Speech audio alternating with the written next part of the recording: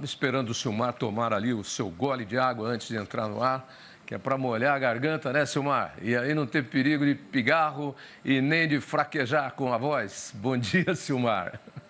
Muito bom dia, meu caro Otávio. Bom dia aos nossos amigos do canal Terra Viva. Vamos lá, o que temos para hoje aí, para esta terça-feira?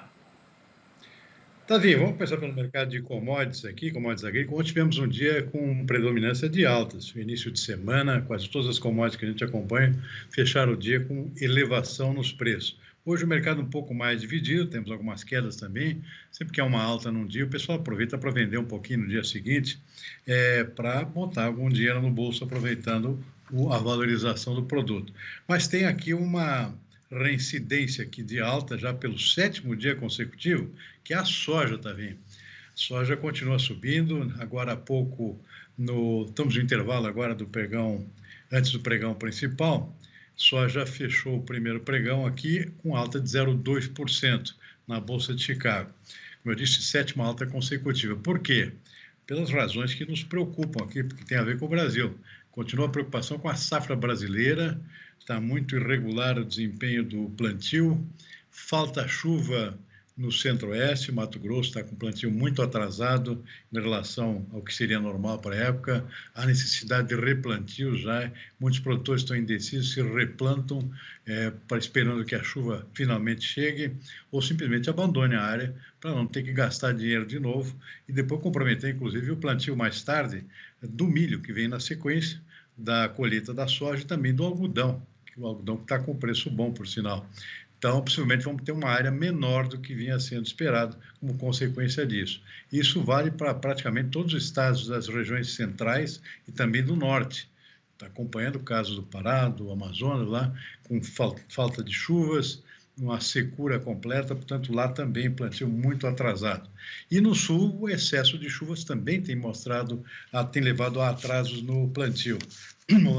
Hoje pela manhã, na verdade, a Conab divulgou um levantamento mostrando aqui uma situação de atraso dos plantios de praticamente tudo. Soja, milho de primeira safra, arroz está com plantio atrasado, feijão também, ou seja, tudo por conta do clima que não dá trégua, ou chove demais ou chove de menos. E a soja basicamente está refletindo isso na Bolsa de Chicago com nova alta nesta terça-feira. Na contramão cai um pouco o preço do milho, 0,8%, trigo também menos 0,2%. Na Bolsa de Nova York, algodão cai 0,6%, havia subido, aliás, caiu ontem também, hoje cai de novo. Café, que havia subido ontem, está caindo um pouco agora, 1,4%, o arábica. Açúcar também cai 0,5%, mas mantém ainda uma tonalidade altista muito forte. Suco de laranja também com a pequena correção hoje, 0,3%. Subindo ainda só o cacau, 0,4%, e o boi gordo, aquele mercado futuro da B3, 0,5% de alta no contrato de dezembro. Mas no mercado físico está vendo mais quedas aqui, estou vendo Cuiabá caindo mais 0,5%, R$ 209 arroba, parece que está baixo por lá, o mercado físico não está ainda correspondendo às antecipações que estão sendo levantadas aqui no mercado futuro, que certamente, obviamente, preocupa todos os nossos pecuaristas. E o mercado financeiro está vindo com o dólar caindo de novo hoje, 0,5%, R$ 4,86 é a cotação da moeda americana. Mercado de ações com uma pequena elevação de 0,3% no índice Bovespa. Não sei se citei o petróleo, já o petróleo desabando hoje, queda de 1,8%, $83,70 o barril. Com guerra e tudo, o petróleo caindo, e agora a notícia é por conta de dados econômicos da China, segunda maior potência econômica do planeta, a economia não vai bem por lá, a China é uma grande importadora de petróleo, portanto isso levantou sinais aqui de redução na demanda chinesa, e o petróleo desabou por conta dessa particularidade. Tavinho? Pois é, Silmar, e a guerra lá em Israel... Desculpe, eu aqui não tomei água. E a guerra Israel-Hamas acabou não influenciando mesmo no preço do petróleo, a não ser num primeiro momento, né? E agora já arrefecida nem mais nas manchetes, com 10 mil mortos na contabilidade, nós temos aí Israel falando que vai botar o pé no freio um pouco, tirar o pé do acelerador, diz que já fez praticamente o grosso do serviço, e ela já saiu, inclusive, da manchete. E parece que vai longe, né, Silmar? Sem dúvida nenhuma.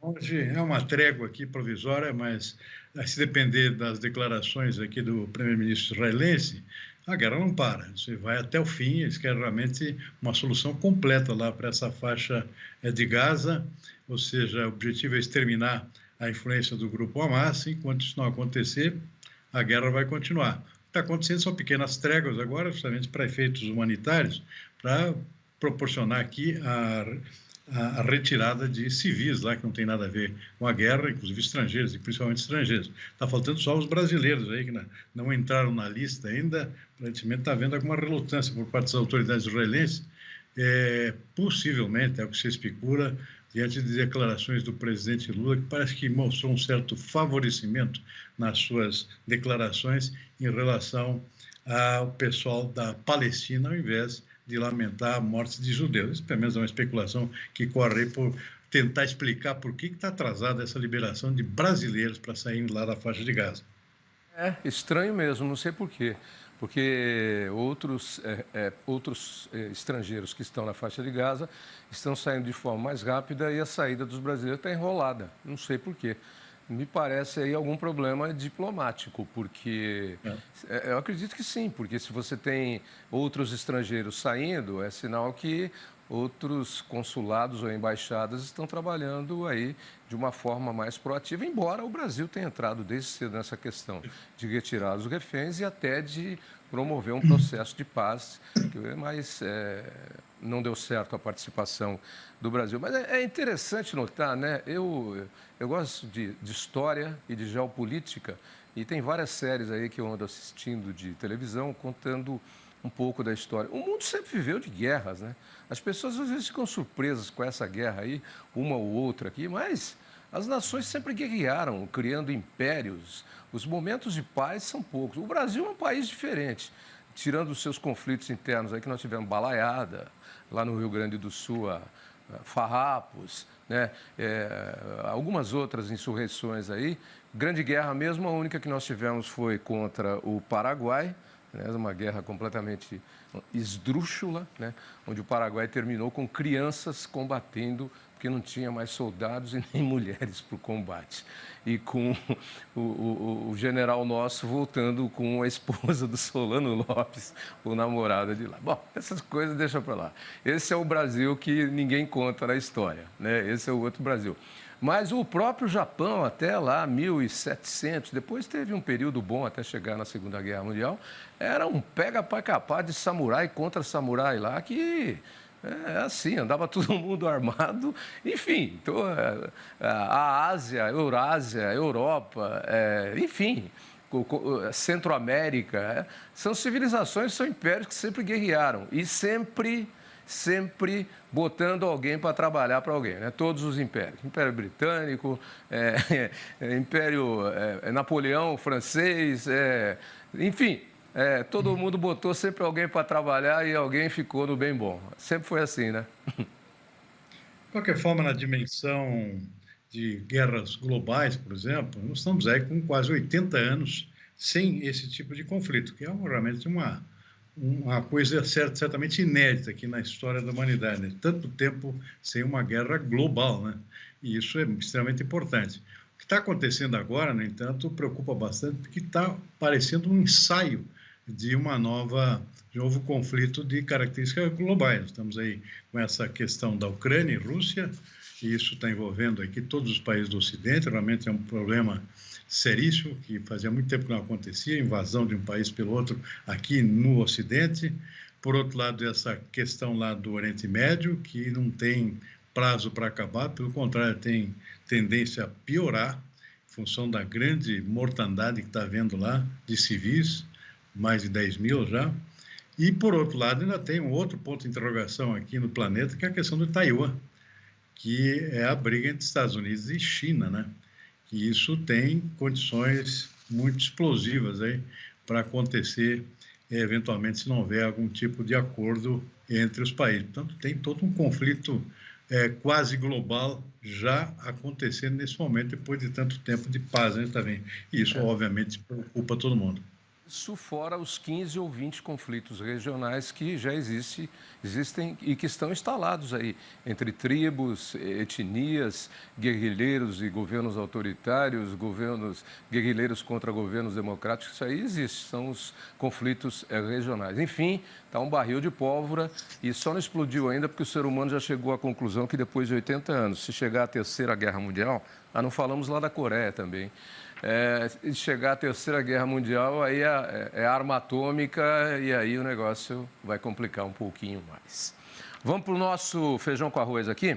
A gente já está acompanhando aí a super subida e o superfaturamento e superprodução e superexportação do complexo soja e a gente já está cantando essa bola e acompanhando e saíram números oficiais aí da consultoria da Tagro, confirmando aí as boas perspectivas para a nossa soja no mundo, né, Silmar? Muito em função da China. O Brasil colheu uma safra recorde de soja esse ano, portanto, isso aí é tudo consequência. Nós temos um volume muito grande de exportação esse ano, como consequência dessa safra muito grande que a gente colheu.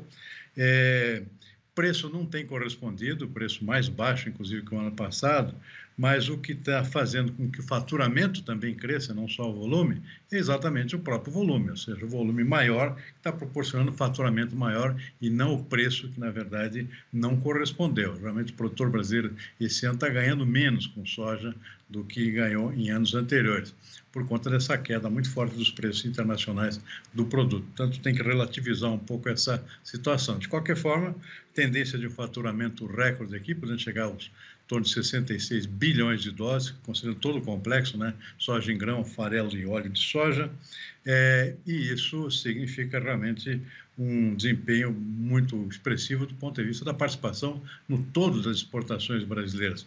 Um dado que não foi divulgado aí, mas é resultado desse desempenho, é que as exportações do complexo soja significam quase 20% de toda a exportação brasileira considerando todos os produtos que o Brasil exporta, né? Que são centenas, milhares, né?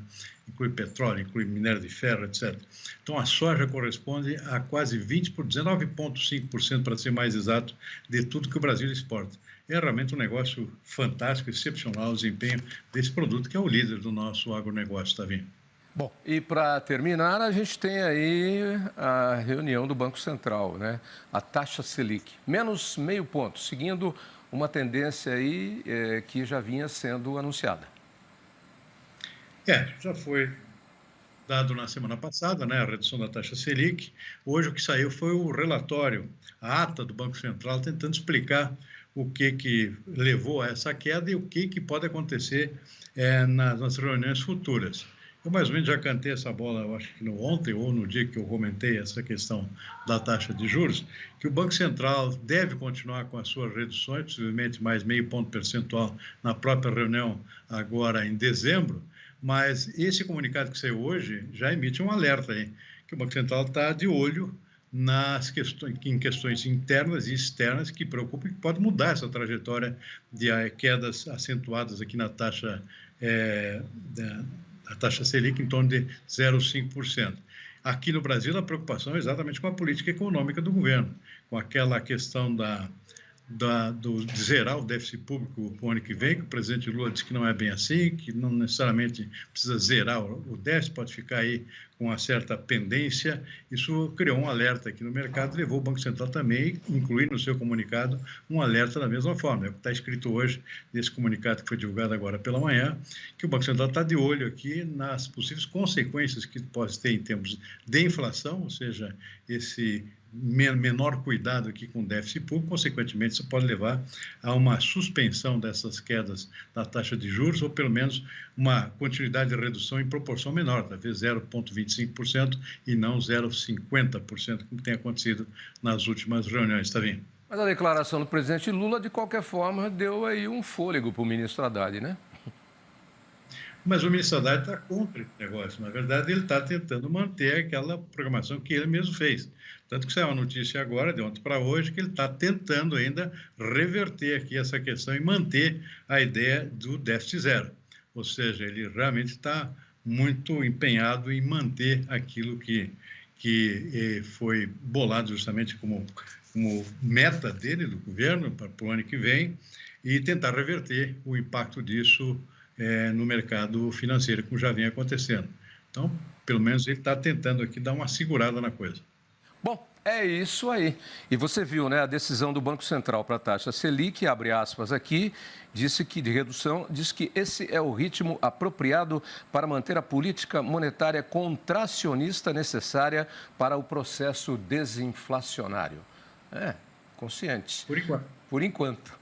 Então, se a gente transportar isso aqui para o futebol, é a mesma coisa que aconteceu no jogo ontem entre Vasco da Gama e Botafogo. O Vasco ganhou por 1-0, resolveu o seu problema, mas o Botafogo parece que está tomando o ritmo apropriado para manter contracionismo necessário para o processo desinflacionário, porque ele estava com 12 pontos de vantagem sobre o líder Palmeiras, agora tem só um jogo a mais e o Palmeiras tem tem só um jogo a mais que o Palmeiras.